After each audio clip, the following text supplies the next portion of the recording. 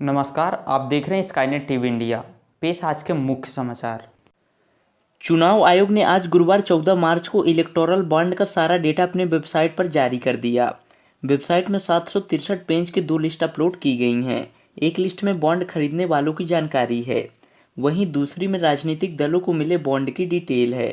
Supreme court ने आयोग को 15 मार्च तक यह डेटा सार्वजनिक करने का आदेश दिया था।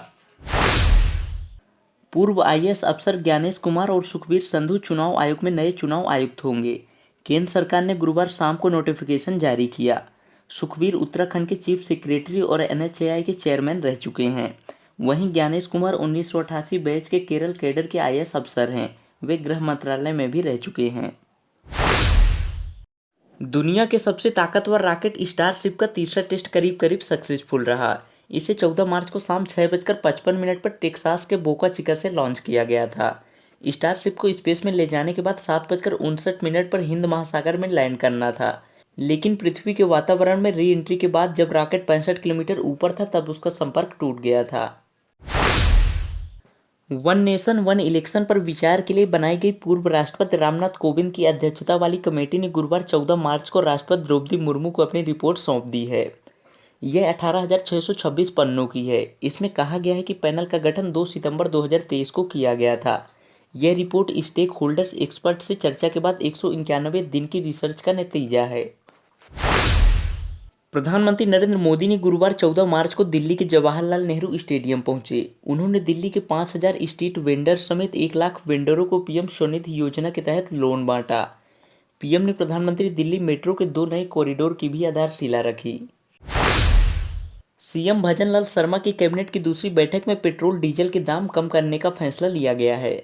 सरकार ने वेट में 2% कटौती की है। वेट में कटौती से पेट्रोल के रेट में ₹1.40 से लेकर ₹5.30 तक रेट कम होंगे। डीजल के रेट ₹1.34 से लेकर ₹4.85 तक कम होंगे। केंद्र सरकार ने गुरुवार को अश्लील कंटेंट प्रसारित करने वाले 18 ओटीटी प्लेटफॉर्म पर बैन लगा दिया। इसके साथ 19 वेबसाइट, 10 ऐप्स और 57 सोशल मीडिया हैंडल्स भी ब्लॉक कर दिए हैं। इससे पहले इन ओटीटी ऐप्स को कई बार चेतावनी दी गई थी। इसके बावजूद इनके कंटेंट में किसी तरह का सुधार नहीं पाया गया। ईडी की टीम ने गुरुवार 14 मार्च को टीएमसी से निकाले गए विधायक शेख शाहजहां के कई ठिकानों पर छापा मार रही है। संदेश खाली के धमाखाली घाट से सटे घरों, दफ्तरों और ईंट भट्टों पर तलाशी ले रही है। उज्जैन रेलवे स्टेशन से महाकाल मंदिर समेत मध्य प्रदेश के 4 प्रमुख धार्मिक स्थलों पर श्रद्धालुओं को रोपवे सुविधा मिलेगी। चित्रकूट का विकास अयोध्या की तर्ज पर करने के लिए चित्रकूट विकास प्राधिकरण बनेगा। इसके अलावा विश्वविद्यालयीन कर्मचारियों को 7वें वेतन आयोग के आधार पर पेंशन दी जाएगी। मुख्यमंत्री डॉक्टर मोहन यादव कैबिनेट की बैठक में गुरुवार को इन सभी फैसलों को हरी झंडी दिखाई गई। मध्य प्रदेश में पीएम श्री धार्मिक हेली सेवा और पीएम श्री पर्यटन वायु सेवा लॉन्च हो गई है। मुख्यमंत्री डॉक्टर मोहन यादव ने भोपाल में स्टेट हैंगर पर इसकी शुरुआत की। इसके जरिए प्रदेश के धार्मिक स्थलों और पर्यटन स्थलों पर कम समय में पहुंचा जा सकेगा। मध्य प्रदेश लोकसभा चुनाव प्रभारी श्री महेंद्र सिंह ने इंदौर लोकसभा चुनाव प्रबंधन समिति की बैठक ली।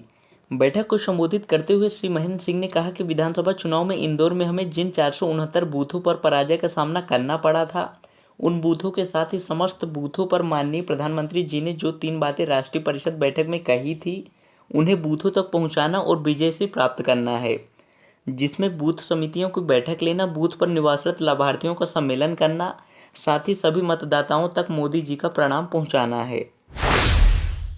मध्य प्रदेश में अगले 2 दिन तेज गर्मी रहेगी। कई शहरों में दिन का टेम्परेचर 35 डिग्री सेल्सियस के पार ही रहेगा। इसके बाद पश्चिमी हिस्से यानी भोपाल, ग्वालियर, इंदौर, शहडोल, नर्मदापुरम संभाग में कहीं कहीं बादल छाएंगे तो हल्की बूंदाबांदी भी हो सकती है। कल दिन भर की प्रमुख खबरों के साथ फिर मिलते हैं, तब तक के लिए शुभ रात्रि।